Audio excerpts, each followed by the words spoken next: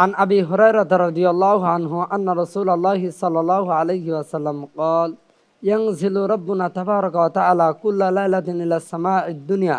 حين يبقى ثلث الليل الآخر يقول من يدعوني فأستجيب له من يسألوني فأعطيه من يستغفروني فأغفر له رواه البخاري ومسلم।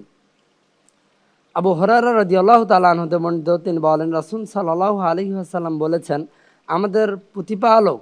তিনি প্রতি রাতে শেষ তৃতীয় অংশে দুনিয়ার আসমানে অবতরণ করেন এবং তিনি এসে ডাকতে থাকেন, দেখে আছো আমার কাছে ক্ষমা চাইবে আমি তাকে ক্ষমা করে দেব, কে আছো আমার কাছে কিছু চাইবে আমি তাকে দিব, কে আছো আমার কাছে কিছু প্রার্থনা করবে আমি কবুল করব। ইমাম বুখারী এবং মুসলিম সহ অনেক কিতাবে হাদিসটি বর্ণিত হয়েছে। حدثنا حدثنا حدثنا حدثنا حدثنا